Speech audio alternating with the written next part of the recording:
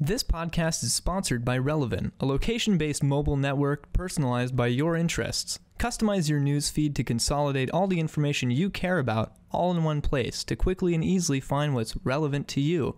Find out what's going on in your local area and reach your community from the palm of your hand. Relevant is available on iOS and coming soon to Android. Be the first to know with Relevant. What's up, everybody? It's the Poorly Edited Podcast coming at you live from WXLVDX. It's the show where we put a spotlight on some of the most creative minds we can find, as best as a couple college kids can do. Not very well. Not very well. I'm Chandler Davis. I'm Patrick Lilly. My name's Coffee, guys. It took me a long time to get my headset on. Yeah, he was really struggling there. We got a special guest here. We have a returning champion to the podcast. Yeah. You may know her from Books as Bad as Twilight, episode 52. It's... Of our show, that is. Danielle Karthauser. Hey, what's up? Last time, well, this is the first time I met you because I was a laptop screen last time. Mm-hmm. I'm now a human in human form. And congratulations. Thank you very much. You were at Live at 13 last time you saw us and we saw you. And we were we were just at Live at 13 on Saturday. Yeah, we were. Yeah, some of us. For another great show. Yeah. And you were you aware of this, what Live at 13 was when you were there filming? A bit, yeah. Like I knew it was like a, I guess, concert venue. Right. So, but I didn't know much about it. Because they just broke their record for patronage with 105 people on Saturday night, which is the most they've ever had at one time. And you seem kind of surprised by that. Well, it's such a small space, it is. so yeah. Yeah. Luckily, I don't think it was ever 105 people in the basement at the same time. Maybe. Because that would have been bad. But no. Did you guys break a wall? Is that what you told me? How did you know? Yeah, no, we didn't do. So I was moshing, but I was not the one that got thrown into that wall, for sure. I know that for a fact. Because if I would have got thrown in the wall, I'm like 100 pounds. Yeah. There's no way I would have done that much damage. Not the wall. Yeah, exactly. But yeah, the wall just got a little like pushed in. You know, they just had to some elbow grease probably put that right back. Pop it back out. Yeah, exactly. So that was the only casualty. But the moshing was pretty crazy, to be honest. I mean, so I'm surprised that was the only damage. Eastern Fault and Limelight. Who is a new band. Eastern Fault also had a new lead singer for that show, which was interesting. Yeah, so they started out with the heavy stuff, and then we got into... Win or Lose started the show. Yeah. And they're young. What a young band they are. They're like juniors in high school is where I'm going to place them in terms of age. I don't know if... That sounds pretty accurate. Yeah, like they're really young. And they killed it, though. They had a really interesting... They played 2 instrumentals as well, which was really interesting that they went there. They had a 6-string bass. Yes. They broke that out. Yes. They did a lot of really, really cool experimental kind of stuff, which was interesting. And everybody else killed it. Run from the Radio killed it. It was a great show. It's Chris Kennedy's birthday, I think. So yesterday? Yeah. So happy birthday to him. He's putting on great shows Live at 13. Can't wait for the next one. Probably in April. So yeah, that was lit. And then we saw some of us again, not Zach. We got together last night as the Lab 212 family, and we watched the Oscars. Wait a minute. And those were I was surprised. I'm not gonna lie. I was definitely surprised by what was sweeping the competition last night. Oh yeah, for sure. Was Bohemian Rhapsody. Really? Yeah. I didn't know that. I didn't look at any of the results. Yeah. It's definitely Black Panther also won quite a bit. I'm glad Black Klansman won something. Best script adaptation. Rami Malek, I'm sorry. He won for best lead performance, I believe. Best lead actor performance. Which I think he definitely deserved for what he did with Freddie Mercury and portraying him. But I don't know if they deserve the rest of those awards. It's kind of out of left field in my opinion. Do we have a visitor? Like what is that? What's going on? Someone's knocking. Someone's knocking on the walls or something. What about maybe it's Josh Brennan. Maybe. What was your take on the Oscars from the live tweets you were reading? Yeah, from the live tweets. Yeah, I agree with what Chandler was saying. Like, Bohemian Rhapsody is kind of like a conventional retelling of like a band's up and coming, you know. But was Rami Malek his actor? Yeah, I think he should have won for sure. I haven't seen the movie, so what do I know? But like, he seemed to do a good job. But yeah, it just seemed really conventional and just, I don't know, not worthy of all the awards it was getting. But you know, my favorite part was when they kept cutting to Brian May, who's the lead guitarist of Queen. And it was always because there's two other people in Queen that also kind of, you know, did the whole Queen thing. Right. But just Brian May. Yeah, he had all the love. Well, Brian May and the drummer were more influential with that band than even Freddie Mercury was in terms of like actually songwriting and like everything like that. They really did a lot for that band that I don't think they're much credited for. Even in Bohemian Rhapsody, they're not. I was gonna say, have you guys seen the movie? Yeah, I have not. We saw it in theaters. Okay, so like, did you like it? Like, it was okay. But if we're talking biopics, like Vice was leaps and bounds more accurate and entertaining, in my opinion, for biographical movies as far as that goes. I mean, Black Klansman's also in that then too, because that was also that's something that happened, that entire story. Also more accurate than Bohemian Rhapsody. If we're going to go beat for beat, you know, and Hollywood Adam versus... Driver was incredible in that movie. Oh, yeah. Everyone did a really good job in that film, yeah. We had even that 70s show guy. What's his name, Lizzy? Topher Grace. Is he in Black Panther? He is. Wait, he is? He was in Spider-Man 3. Yeah, he's the leader of the KKK. Yes. Oh, wow. Yeah. Didn't know he had it in him. Wow. Yeah, there's a lot of range. That's for sure. He's from the second worst portrayal of Venom in film. Oh my God, I forgot about that. Oh, I just erased Spider-Man 3 from my memory entirely. No, don't do that. What, the dancing scene? Oh. That's some top quality stuff. Yeah. My favorite videos on YouTube are the video where Tobey Maguire is doing the scene where he's walking down the street and the jazz music's playing, except they removed the jazz music. So he's just walking down the street and doing all that weird stuff. Yeah. And it's just very creepy without the music. And it also goes full circle because after the Oscars, we watch Men in Black. Yes. For no reason. The second one, right? And it starts the same way Spider-Man 3 does, where an alien comes down, touches down, and then starts inhabiting someone else's body. Yeah. A lot of parallels. Men in Black 3, Men in Black 2, I'm sorry, and Spider-Man 3. Who would have thought? Yeah. Maybe you could do that on your next issue of your... I've never seen Men in Black 2. Good. I've never seen any Men in Black movies. They're not great. I remembered them being kind of better. Wow. Not aged well at all. Yeah. Anyway. I guess we should get to why she's here. Yeah. Danielle, why are you here? I'm here to talk about my digital magazine, LevelStory, which is about video games and the stories within them.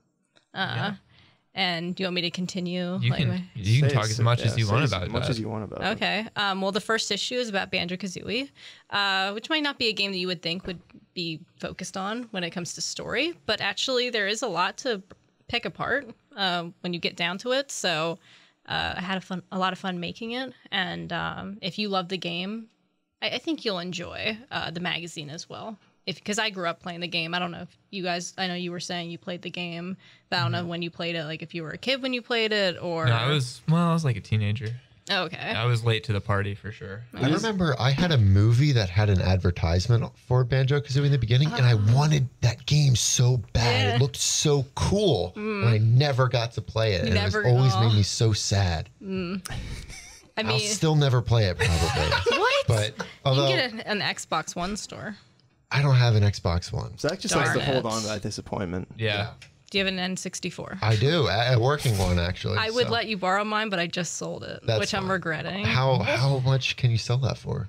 I sold Banjo-Kazooie and Tooie. I forget how much, maybe $50 for both of them. That's which was it worth it? In the hindsight, no, because I kind of want to do some speed running with it, and you can't really do it with the Xbox version, so I'm kind of kicking myself. And also, emulation? I could look into it, that's for sure. But from what I've heard, the N64 is like the definitive version for speedrunning. Really? That's interesting. Because that you must could be skip. annoying to cap. Well, yeah, yes. Very annoying. Oh my gosh, I can't even imagine. But it's because you can skip the text boxes. That makes sense. That's the only reason. Yeah. I mean, there might be other things, but that's what I know. So yeah. I can't wait to talk about speedrunning later.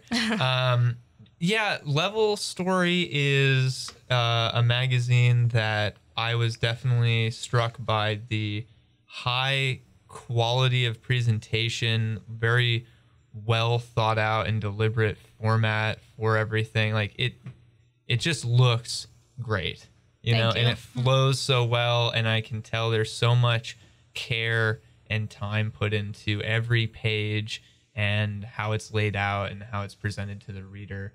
And it really shows all throughout this first issue. And I also like, I mean, there's so many things that you do within it that I think are also very cool and I was not expecting. Like, and you go into, there's parts where, you know, you really heavily feature the community around the game and the work that they do in fan service, I guess, to, you know, a title that they care about so much. And you reached out to a lot of different creative people and artists and everything like that to compose, you know, the issue and the artwork featured and everything like that. You even reached out to us and asked us to feature for a pseudo, you know, ad, whatever, in the issue, which we worked on, which was really cool. And that's how we found out about it, you know, because you hit us up before it had come out. And I was really excited once I first was able to read it because, and I asked you before the show if you had experience doing something like this before, because I look at the magazine and I'm like, you know, were you on the yearbook committee in high school? Like, where does this come from?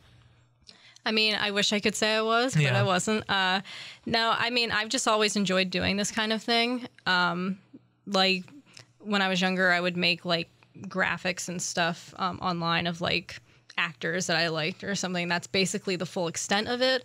If I said I had experience, it would be in a company newsletter I worked on, and that was on Microsoft Publisher. And I should have brought that to show you because that is nothing like this, but that was, like, my way to do that kind of thing.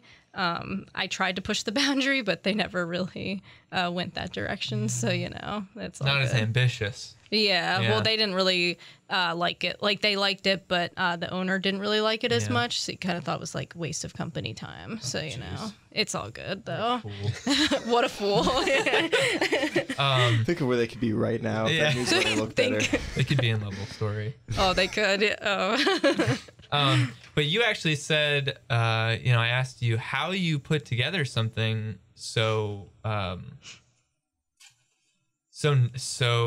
well put together, and you said you actually made it in Photoshop.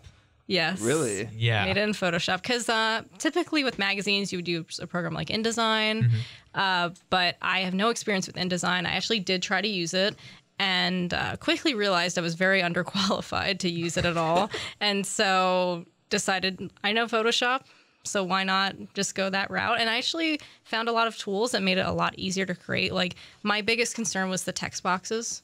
But I learned apparently that you can drag text boxes and then keep, maybe this is all jargon, I don't know, but I just figured out ways to make it a lot easier. Right, on yourself. Yeah, and so it actually didn't turn out to be that bad. The hardest part was just saving it and making it good quality to post online. Yeah, I was surprised too, because I was like going to write up the script and then for the podcast, and I'm like, I'll just read the magazine quick. And I opened it, I'm like, that's way smaller text than I thought it would be. It was like 30 pages. I'm like, there's actually a lot here. Yeah, it's a really meaty publication. It's like a gaming magazine that actually wants to talk about games and not just sell you them. Right. It's just crazy. Yeah, well, I was going to say I just subscribed to Game Informer, and I did that because, you know, for the news stuff, I wanted to stay up to date because I'm really not as up to date as I probably should be.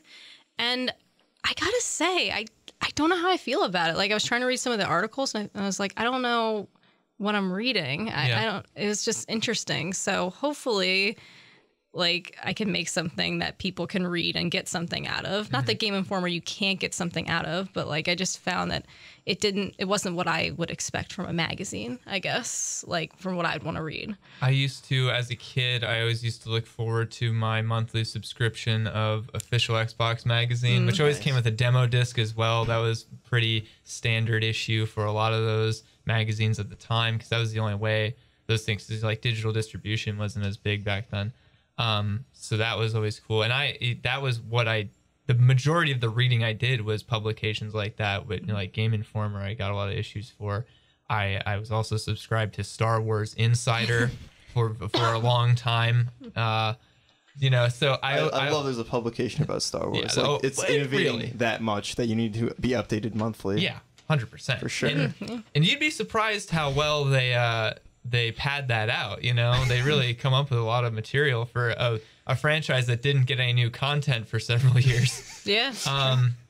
But yeah, so I always loved the feeling of having something in your hands and or even just in that format, like even the digital format of this magazine, it still harkens me back to that feeling. And you're flipping the pages, which I also like with the plugin that you use on the site. You get that like page turn animation, tries to mimic that feeling as much as possible. But yeah, but I think it's a kind of, unfortunately, kind of a dying medium in which to get this information. A lot of people just watch YouTube videos and stuff like that. We mentioned Inside Gaming coming back into the fold now. That's how I now get a lot of my gaming news. But it used to be those magazines are my only tether to, the industry and what was going on. I think losing that is not good. So it's so cool to see someone with an interest of that trying to keep that spirit alive, Yeah, for sure. And like you said, like, especially like when I was growing up, I didn't subscribe to this, but Nintendo Power was a big deal. And like people talk about that. That was their way of getting news. Like, and I just think that's so cool. And if I can hark back to that, that would be awesome. But you're right, it is a dying medium, unfortunately. But the website I use is called Issue, ISSUU. Good name. And yeah, and it very appropriate. And they basically, it's a magazine platform for digital magazines. So actually, I'm sure they probably have a ton of Star Wars stuff. They have, but seriously though, like Shakespeare has a whole magazine dedicated to it. Like it comes out digitally. He still writes in it? Well, from the grave, yeah. All right, on that note, we gotta do a breakout quick. Good luck. So We'll be right back. We'll be right back. Hey, we're back before the podcast with Danielle talking about her magazine. LevelStory. Pat, why does it sound like you just get inebriated as the show goes on? He finds time. For some reason, I find that's funny to talk like Funny that. to mess up your lines. Yeah. Amateur. Fired. So Danielle, you chose Banjo-Kazooie to be the first game that you kick off your magazine about story in video games. The artwork, by the way, is absolutely gorgeous on the cover of this. Who did this? That is actually, do you mind passing that to me? 'Cause Chris, I forget his last name. I think it's Bertoli. Shout him out. Bottarelli, I believe, or Bottarell. Sorry, Bottarell. Probably not saying it right. But if you look at the magazine, it's right on the front or the table of contents. Yeah, he's fantastic. He does really amazing artwork. I actually hope to contact him for future issues. That would be awesome. Yeah, because he does a lot of collages like that. He also has one for Banjo-Tooie. So, nice. So it's just something you found online and like asked him if you could use it? Or, Okay. Yeah, like I would find the ones that I liked the best, and then I would reach out to them. Not everybody responded. Like I love that artwork to death, but there was artwork that actually worked a bit better as like cover art. And unfortunately, that person never got back to me. But Chris's work, I mean, it's so colorful, just easily like my favorite piece. Like I love it so much. He did a really good job. I think it makes sense for the person reading this for like nostalgic purposes too, so you can look at it and see all the stuff they loved about Banjo. Yeah, it's fantastic. Actually, I should say all the artwork is also really fantastic in the magazine. There's a lot of talented people out there that allowed me to use their work. So that was really awesome. Yeah. And so Banjo-Kazooie, you say in the magazine the Banjo-Kazooie is not really strong in the story side of things. So what made you kind of pick this difficult, I would say, a difficult game to tackle in that respect for your first issue? So when this originally started, as I was telling you before, I was doing a video series. And so I wasn't sure if I could actually do it. So I wanted to start out with a game that I was very familiar with. Because with a video series, obviously you have to capture all the footage. So I wanted to be able to play a game and not feel frustrated about playing it, like be able to get through it and then talk about it. So that was the original deal, like just that I want to talk about a game I was familiar with, and Banjo-Kazooie was it. I grew up playing that game. It was the first game I ever got on the Nintendo 64. So, you know, it's a game that I could, even levels I'm not that familiar with, I could play without looking at a guide, because it's just, it comes naturally. So that was the real reason picking it. And when it became a magazine, I didn't want to just like ignore it. So I wanted to tackle it once again. So it basically tackles all the issues that I talked about in the first season, which is on YouTube. You can watch it if you want to, but it's, you know, it's okay. But I thought the presentation of it all was actually really cool. Oh, thank you. I really liked what you did with the video series.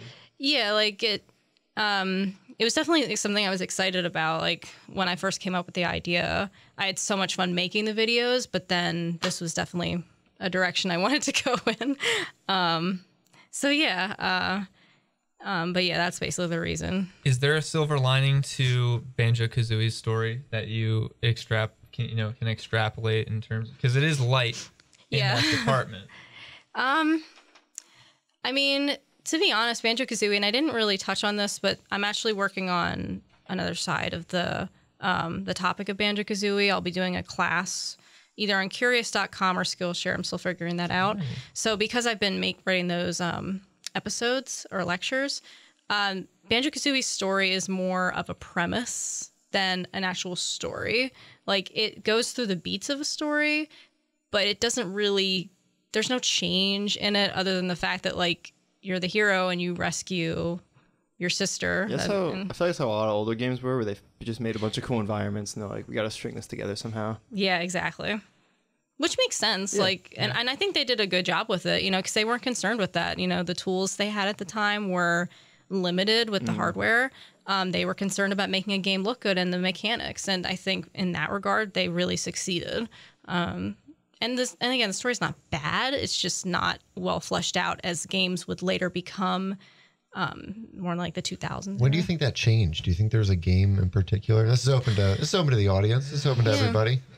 Like at what point do you think that changed where they started to focus more on story? I mean, Final Fantasy was doing it way before. Yeah, that's a good point. Yeah, so I don't know. I mean, I guess they realized that the audience wanted that, because I know for me, it was the first Kingdom Hearts game. Like when I first played that in the PS2, that was like, wow, I never knew a game could have like it was almost like a movie. You was watching cutscenes, and so I don't know. I guess like when the hardware got a little better, they thought they could test the medium. So maybe that's why. But I don't. And I guess there was a demand as well. But Pat, I think I've heard you say that you don't care about story in video games. Like That's evident. Oh, because he's not playing through Mass Effect right now. Did he stop? Oh, I'm playing a Mass Effect port to PC that runs about 15 frames a second when I'm on the Citadel. So it makes, and I'm also playing it on a harder difficulty for some reason. I don't know why you did that. I don't know why I did that either. But you can turn it down, I think. Yeah, you can turn it down. It's just boring then, because I really enjoy the combat. It's just so you do think that, so there's always this interesting dichotomy with people, I think, with video games, where it's like, does story matter in a medium that's about interactivity? And like, you know, you're not I hear a lot of people say they're not really they don't play games for stories. If they want good stories, they read books or they watch movies. But when they play a game, it matters the core gameplay, and that being fun is what matters first. And if there is a good story, like, that's nice, you know, but it's not mandatory. It's not. I'll give you an example, I guess. Like, I love BioShock. I played like the first one, Infinite. I love the stories, and it's more because I think what? Infinite was your first one? I played Infinite first, yeah, and I played BioShock. And I mean, I like both of them. I really enjoy the stories, and it's like I played BioShock the day it came out because I'm old. Yeah. You really experience everything going on. Yes. It's not just like, I think what really slows me down is just like dialogue trees, where I'm just like going through, and I'm just being like lectured about past and stuff. Even though like I'm playing Mass Effect and I like talking to Tally and learning all about the past of like Quarians, and I'm like, this is cool, but I kind of just want to like go and do combat now. But it's you should take a dip in the Kodak, dude. Huh? Yeah, you should take a dip in the Kodak. It's like the in-game encyclopedia. Yeah, it's like See, that's where I kind of slow down and stuff like that. Where it's like, see, I love stuff. I love when I think I like more. I guess I like more linear games where it's like paced and I can follow it. Where it's more like a movie kind of, where it's like they know that you're just gonna hit different beats at certain times and they kind of craft the game around that, as opposed to Mass Effect where it's like, here's a citadel, you can talk to pretty much anyone for a little bit, and then you could be here for another like 2 hours, you could be here for 5 minutes, it's up to you. When it's like, see, I like that. Me personally, I like the choice of that, and feeling like you're in the driver's seat of the story itself, you know, and that you can give characters as much or as little character development as you want within the context of the story that you care about. You know, it's like, well, if I don't care about Tali as a character, I'm just not going to talk to her as much, and then she won't be featured in this grand story, you know, as much as she could be, you know, potentially, if you don't care for certain people or certain things as much in the game. And so Danielle, making a magazine about story in video games, I guess what I would say that I would guess you value story in games quite a bit, and you think that it has a big purpose and place within the medium.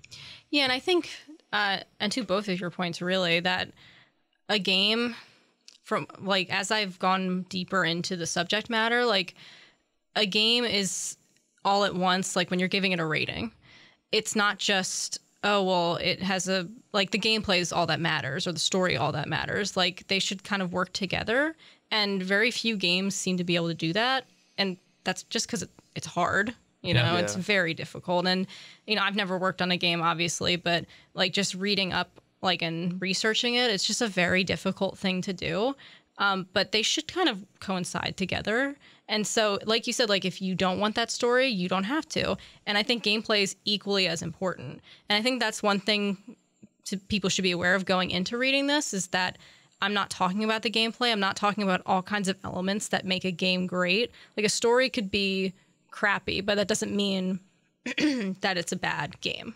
So, and the story, like, I think it matters, but like, again, games are so, they mean different things to different people, which is why it's such an interesting medium to talk about story with. Like, what does a game mean to one person and to another person? It hits them in different ways, but I think they have the potential to move you like a book would, or a movie. Yeah, I've cried at video games before due to the story and the impact that it's had. You know, like what the potential there is due to, I think, the fact that you're interacting with the world in a way that you don't in a book, or unless you're reading like Goosebumps, choose your own adventure books, or a movie or whatever. You know, you're a part of it, and that ropes you in a lot more than a lot of other mediums. Like, I think there's so many, I think that video games, there's so many unique things that you can do within that medium that we haven't even really begun to scratch the surface of, like all the potential that's there for the different things that are possible in terms of storytelling and gameplay and everything. Like, I just wait until Kojima tells me what those are. Yeah. Can't wait for Death Stranding, man. Can't wait. But yeah, so now you mentioned Kingdom Hearts, you know, and Kingdom Hearts is a big game for you. Oh yeah, I've got the shirt on. Yes, you do. You that was the game that alerted you that there could be good story in video games, you know? Yeah. And that was even a thing, which I think was a bit of a culture shock at the time for people playing games. Because, I mean, you go from Pong to that. Right. And it's like, okay, there's something going on here, you know? And so, as a Kingdom Hearts fan, what about Kingdom Hearts 3? Did you enjoy the game? Was it worth the wait? It was worth. Let me put it this way. I loved the series, so in that regard, it was worth the wait, because the hype was, like, that whole period before the game came out was fantastic. Like, because you have to kind of treasure it. Like, it's like, oh, it's not out yet. Like, your expectations, I guess. But did it live up to it? No. Did I think it would? No, because the games, they follow the same pattern. And the problem is that because it's not, they're so story focused, but because people are reviewing it not just on story, they're giving it better ratings and they think they're doing something right. And so they just do the same thing over and over again. And they are doing something right. It's just the story is so, oh my gosh, like you would have hated it. Like, because the cutscenes, oh my God. Like, I like the cutscenes, but it got to a point where I was like, I just want to eat dinner. Like, I want to save the game. Like, and like we were making pizza. My mom calls down and she's like, we're going to make pizza. And I'm like, can't come down right now. These are important cutscenes. Yeah. But you know, it's Kingdom Hearts. You know, I love it. It looked great. And the music was fantastic. But I don't know if any of you guys play Kingdom Hearts. I did not. We watched someone play it on stream. Yeah, we all got together and we watched the Twitch kill a bunch of stuff with Disney rides, and I'm like, I don't know, this isn't really my scene. It's kind of weird. I mean, I think it's a lot of fun. Like when, you know, with the combat, that's like a new thing. They're called attraction flows, and they're okay. But you know, just something so much fun mashing things with your Keyblade. Like, I don't know, it's just so exciting. And using magic is really cool in the game as well. Like, I personally would recommend it just because I love it so much, but like, I guess it just depends on your taste. But it's definitely different from most games on the scene, I would say. Like, I don't play Final Fantasy, so I don't know how similar it is to that. I played more Final Fantasy than I have Kingdom Hearts, and Final Fantasy does not seem to have the same kind of gameplay flow as Kingdom Hearts. Because, like, Kingdom Hearts, you're 60% of that game seems like it's cutscenes. You know, like it's a bit grueling in that department.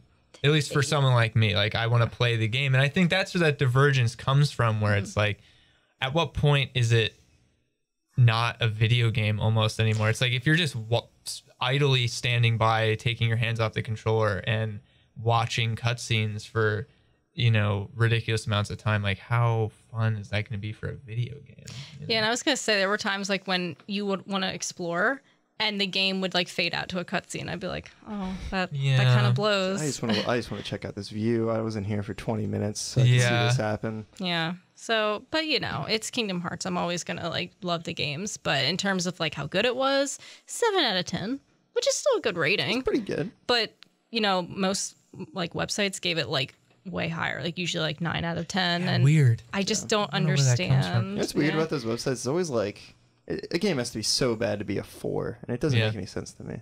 Yeah. Like, it seems like most games fall into 5 to 10, which isn't true, I feel like. Yeah. I agree. I don't know. I don't know. Maybe they're just doing it because they want to like this would be a shame if this was the case, but like just like to keep people happy, like, oh, we want to keep the fans there. I think that is a bit of it. Yeah. Because now, especially on the internet, the amount of backlash you can get if you know you don't review something the way people want you to, like you know, you're subject to a lot of criticism on Twitter. If they can back it up, you know. Yeah, but they usually can't. No. They're like, yeah, it's like fine, 7 out of 10. And it's like, what? Or like 10 out of 10. Like, you didn't say that in the, like, nothing that led to that in the review itself, you know? Yeah. That's what. All right, we're gonna do a break real quick. I'll be back. And we're back. That gave us no warning. The ad, what am I supposed to do? That's true. As if you can't just play another. Do you want me to just keep going Yeah, for the just next don't- half hour? Give me a 5-second one real quick. All right. No. So Danielle, you make a lot of mention. You have a whole section about speedrunning in video games in GDQ, and I think it was a really interesting take on all of that. And it was interesting to have somebody bring that up because it seems like a pretty niche community that doesn't often, I feel like, get a lot of love, you know? They don't, yeah. And what they do is pretty incredible. It is. Yeah, like And what I love most about that community is like everyone's just judged on the warrant of like how hard they work. Yes. And it has really nothing to do with like there's no like bad boys, the speedrunning community. It's everyone just like seems to get a lot of respect and recognition when they deserve it. It's like yeah. I agree with you because I think there's this type of image that a gamer has where he's like heavy set guy wearing glasses, looking really nerdy. And I feel like in our culture, there's so many easy ways to poke fun at that. And then you see somebody who's taken seriously and they should be taken seriously. And And everybody is just, like you said, like the community just gathers around. If they make a mistake, nobody's like making fun of them. Like saying, oh yeah, that's a really hard thing to do. Like it's easy to make a mistake there. Like I really like that side of it. There are some sides of it that are kind of negative, but not so much. Like at GDQ, from what you see, I think it's pretty great what they're doing. Seeing that community and it's around all for charity too, which is really cool. Speedrunning, for those of you who don't know, is essentially just playing a game really fast. You try to beat the game as fast as possible. Former world record holder Chandler Davis. What? Yeah, I had a world record for an IL in Hotline Miami. Really? And it was the only non-combat level in the game, trauma, and which is pretty much just knowing enemy pathing and like routing and everything very well. Which I got by accident when I was practicing that level because I was so bad at it. Really? Yeah, and so that was funny. But yeah, that was I remember I got that record the night before my senior prom. Yeah. So I went into prom and I was like, oh man, dude, I got a world record. Like that was what I was chiefly concerned with. That's awesome though. Yeah, it was really bad. But no, like speedrunning is awesome. And I when I came into the speedrunning community, it was coming off of like playing competitively in Halo and Call of Duty and stuff. And going from that scene, which is very negative sometimes and highly competitive and cutthroat, to going to the speedrunning community where people just come on my stream and they're giving me tips. Like these are my rivals, you know, but they're helping me out and swapping strategies, and everyone is just so nice and so helpful, and everybody comes together around a single video game because they love it and they love playing it, and it's just such a cool feeling. And I think what you talked about GDQ and about the speedrunning community and recognizing the work it takes to do that, and the I think the really good benefits of being a part of something like that, I just thought was really refreshing to be featured in, because I think a lot of people, there's still stigma, I think, with speedrunners. For sure. Quite a bit, as being like super sweaty and they just like don't go outside and that's all they do is hold up in their room to get those records. Yeah, I hate that. And you even talk about, I think you talked about something interesting, which I wanted to ask you, and this is like open-ended, but like, why do you think, and you mentioned in your magazine, why do you think there's a lack of women in GDQ? Because there are some, obviously, but there's not a lot. You would expect there to be a more even split for the most part, you know, for a lot of games. It's actually, I don't even know how to answer that, because I have thought about it, and like, I really don't know. And the thing is that, and this is a bit unfortunate, but not so much at GDQ, but on like just Twitch channels, there is a bit of a weird kind of misogyny going on. And I don't quite know how to describe it, but like you go on and it's there, but you don't know how to quite address it. And then when you do address it, like people kind of get on your back about it. So I tend to not say anything, but like I would love to speedrun. Like I'm going to start speedrunning Kingdom Hearts 1. Like I'm preparing. If I can do it, we'll see. I played through Proud Mode. That's like the highest difficulty. So like I think I could do it. But it would be cool to get more people involved. I think too, like video games, and again, another stigma, it's like a guy's medium. Like when I was younger, I played video games, and a lot of my friends who were girls like didn't play, and some of them did. Like it was a kind of a mixed bag.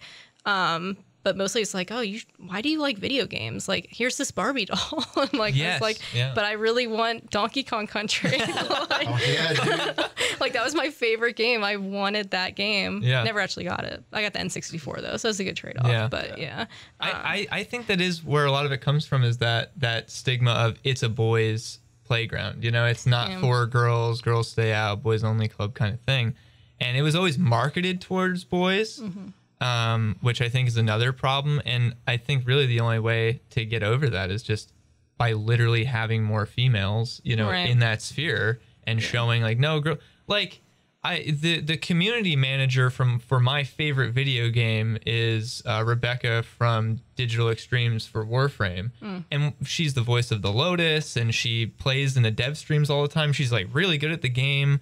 And it's so to see that representation of like, no, it's not just for dudes. Like here's here's our dev team, and we have tons of girls on there who are better than a lot of the guys at this game and play it more than them, and like have contributed so much to every, you know, that's, I think, the push that needs to be there to show no, girls can play video games too. And I think we are starting to get over that a little bit. It is weird. Yeah. Like, I watch a lot of professional video gaming, and there's like at least Counter-Strike and like League of Legends, the ones I follow the best probably. And I don't see like any female pros. Yeah.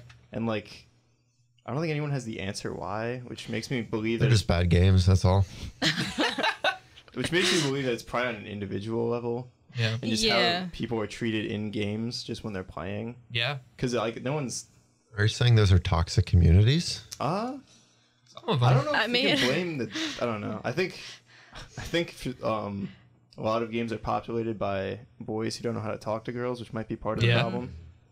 Kind of social awkward. Yeah, it's really weird. And there's even like me and Chandler joke that to get good at League and to climb ranked, you should just say that you're a girl, so then the jungler ganks you more. Except I don't know. People like do this thing where they're like overly nice to the girl if they say they're a girl, and then they're also incredibly toxic sometimes. Yeah, too, it can go either way. And it's like there's no, I can't tell why. Like they just make a decision at the drop of a hat. And I'm like, but and that's the problem. It's usually on those two ends of the extreme, and rarely do I see people just react normally to them realizing there's a girl in their game.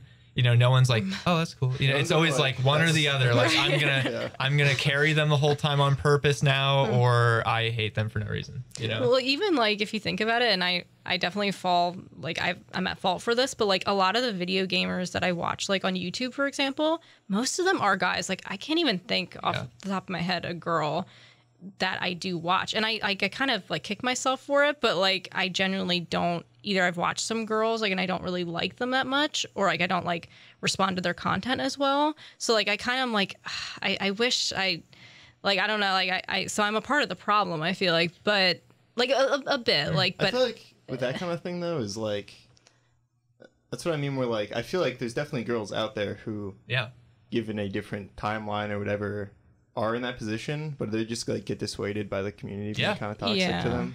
So like I feel like even I don't know if it's a problem to not like a certain person's content on YouTube. Well, because I don't know if that's like contributing to the problem or not, because their content just might not be the best. But well, I think personally, what you're doing as being a female who plays video games and you're making content, you made content on YouTube with the original LevelStory series, and then you have this magazine talking about like to show that girls are also making content within those spheres that is good and good for the community as a whole. Like that's important too, to have those female faces and voices within the community that are making things to become part of that overall zeitgeist, you know, going on. And so I think what you're doing is important for that progression of things well. So I don't think you're part of the problem. I think you're part of the solution, honestly. Hopefully. Hopefully. It'd be cool to see more girls in that kind of sphere. But yeah, that's a interesting topic to get into for sure. Yeah, that like so many levels and places to go for that. But yeah, like LevelStory. Like LevelStory. It's a good day for the bell today. We'll be right back. We're going on a break. Stay tuned. We're done. And we're back. The Poorlated Podcast. Danielle from LevelStory / Books as Bad as Twilight. We're going to talk about Detective Pikachu. So Chandler, what this conversation's been a long time coming between me and you. I agree. So we brought this up when the trailer first dropped, and you said it was going to be terrible. Yep. And I think I'm going to love it. And you want to know why? It's because when I played Pokemon, I would just like go to a new area. Dude, that's sweet. It's like it's just a blob of lava with eyes. I want to catch it. That's awesome. Yeah. And that's exactly what I want in the movie. I just want like random stuff to show up. I just want to see like Charmander evolve for some reason. Okay. This is going to look cool. And that's part of the problem. That is part of the problem. This is why I played Pokemon. That's all I wanted out of the movie. Is I just want to see all the Pokemon represented, and I'm like, oh, that looks sweet. Let's see him do like Razor Leaf actually, instead of just making this like 2-second animation and doing a set amount of damage. Okay. So yeah, I mean, Danielle, this is spurred on because you mentioned Detective Pikachu in your magazine. And I typed it right in the outline. Yeah, he was right on it. He found his in. And yeah, I think, well, that's an interesting reasoning for being excited for this film, because I'm looking at it from like a story perspective and like how is that plot gonna go, and Ryan Reynolds cast as Pikachu, and like just there's all these things I'm thinking about from like a filmmaking perspective where I'm like not excited for this. Like the script seems really weird, the way they talk like just isn't flowing right for me. But you're interested as a fan of the games. Yeah, which, I'm just gonna go for nostalgia. Yeah, Like, and I think they make the Pokemon look really cool. Yeah. Most of them anyway. And Mr. Mime looks really creepy, which I'm also excited for. He does look very creepy. But I just don't know, man. I mean, in the magazine where it's mentioned, I hate to break it to you, but like it's on the scale of like most interesting news, like, and that's like number 2, like one being like the coldest, like hot and cold. Nice.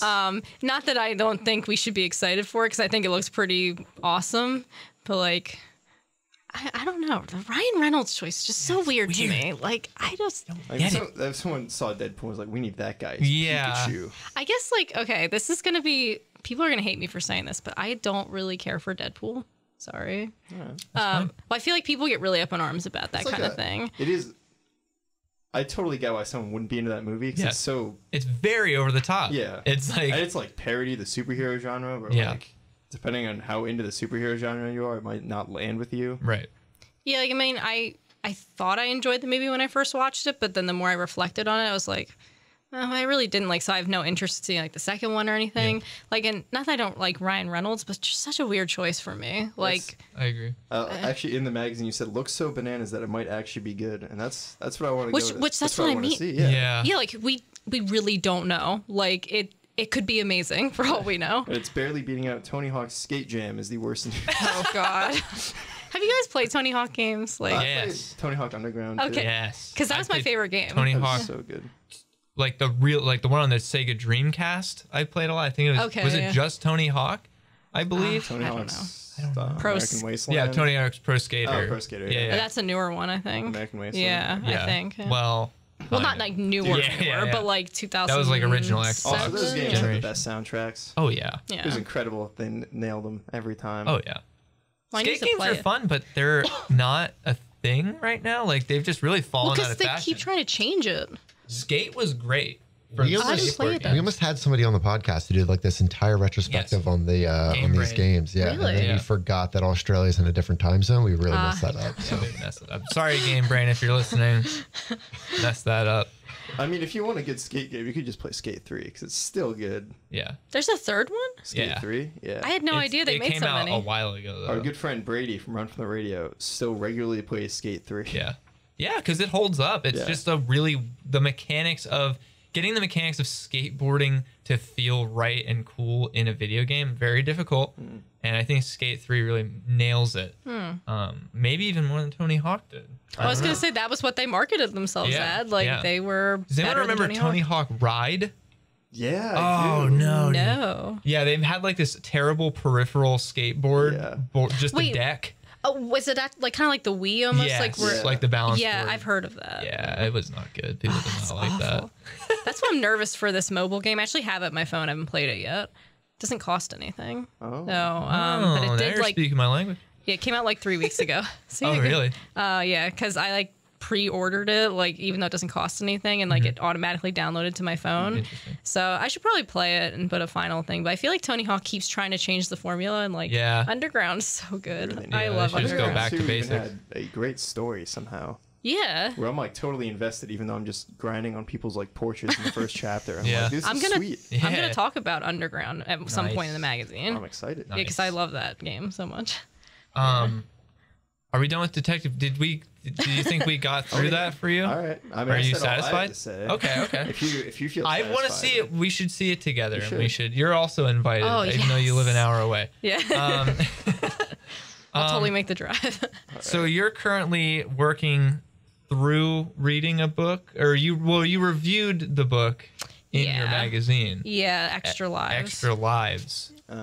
Yeah, this was a book I read kind of for research. I actually bought it like a while ago and started to read it and wasn't really feeling it, but got really into it this time. As you can see, I marked a bunch of pages. Nice. But the guy who wrote this book is actually, he co-wrote the book The Disaster Artist, which was made into a movie about The Room. Yes. I've not seen or read the book or seen the movie. I watched the movie. Is it good? It's pretty good. I've heard it's really James good. Franco does a really good job, Yeah. in my opinion. Well, this author, he writes like a ton of content and like about such diverse topics. Like he doesn't have any other books on video games, which I found interesting. He has a book about like, I think the apostles, and I was like, is this the same guy? And it is. He's really all over the place, it seems like. I mean, seriously, but he actually, I think he's worked on the Uncharted games. Don't quote me on that, but I listened to a podcast with him, and I think he's not written them, but like been an like aid to the storytelling process. After this book, when he would critique a lot of the games like on websites, they brought him in. So what is the book about? it's about a lot of things. It says it's about why video games matter, but it's really just him reflecting on his time playing certain games. It's like a mix, like it's kind of journalistic. He interviews, have you ever heard of the game Braid? Yes. Yeah. He interviews the guy who created that, and talks about story a lot in video games in that regard. The last chapter is him reflecting on his time playing like one of the Grand Theft Auto games while he was like, I don't know if he was addicted, but he was smoking a lot of, doing a lot of cocaine. Nice. Jeez. And that's so like that's the whole last chapter. That's and how I you was should like, experience. Yeah, really getting in Grand Theft Auto. character for Game Yeah. oh, he went all in, and I was like, wait, what am I reading? Yeah, that gets to the point where you're just like, what's going on now? Yeah, so in that regard, but like the book is actually really good. Like a lot of people like kind of on the reviews said that it wasn't as good, but I think he's talking about games in a way that aren't talked about a lot of times. So I appreciate it for that. Like he's clearly a really smart guy. Yeah. Like I took a lot from this book. I mean, obviously, like I said, I marked so many pages. So yeah, it's definitely a book I would recommend. Even I looked him up on Wikipedia. Even his video game script writing is all over the place. Really?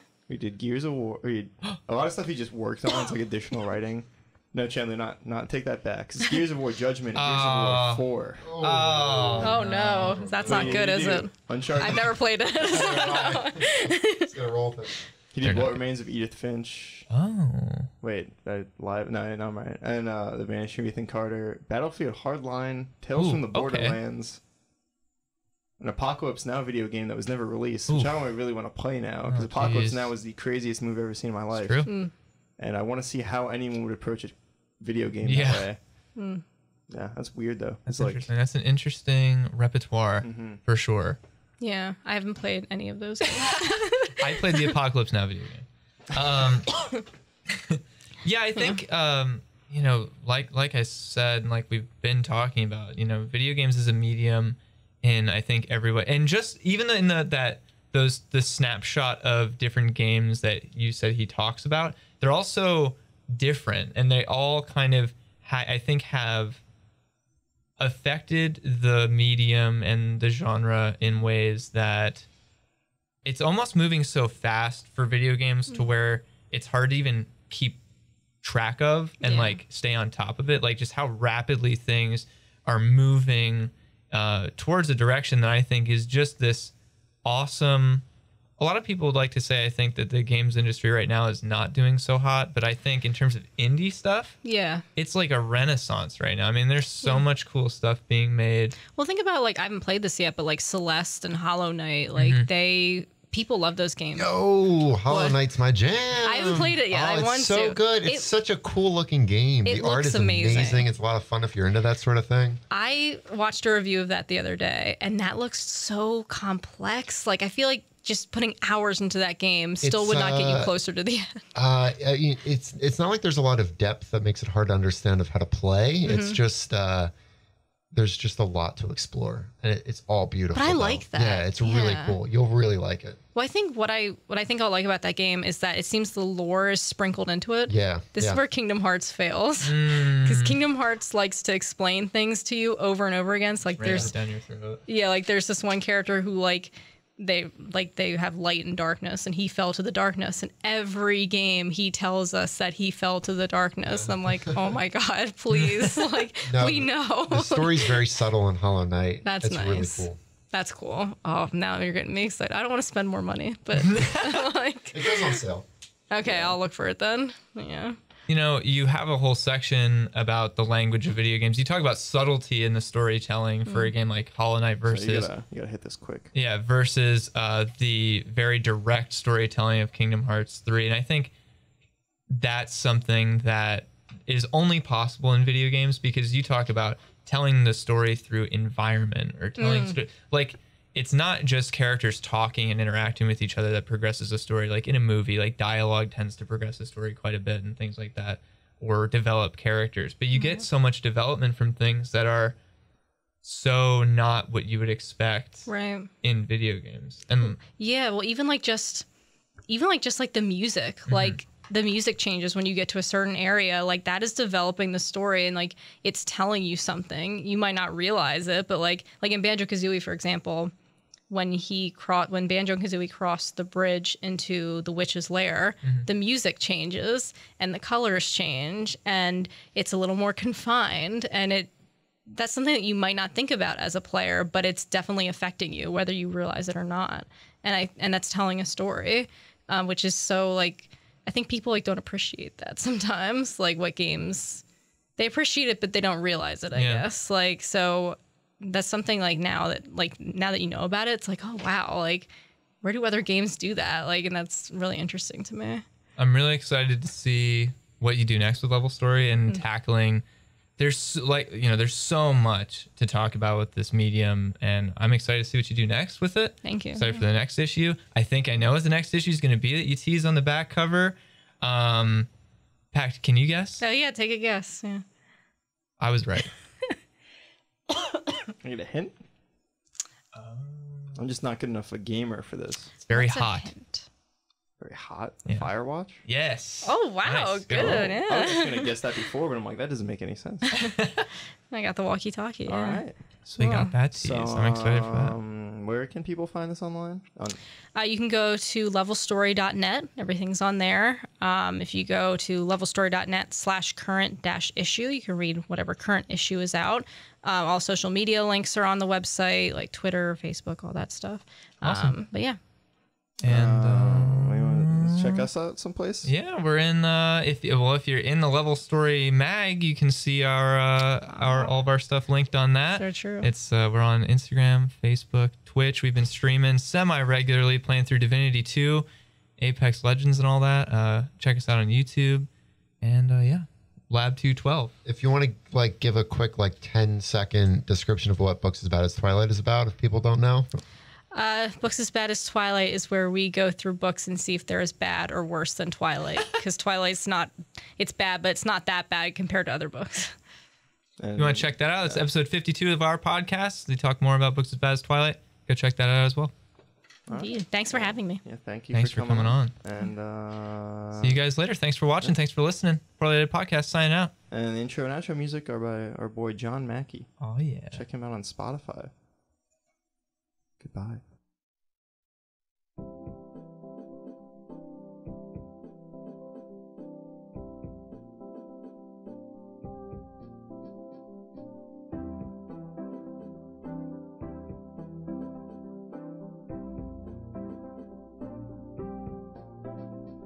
I'll pay in change,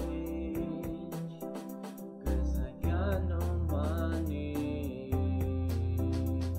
I listen to love songs, but I love nobody. The day you left me stranded, I'd replay in my mind when I know it only hurts me. I keep it deep inside, 'cause no one understands you like I do. No one can stand you like I do.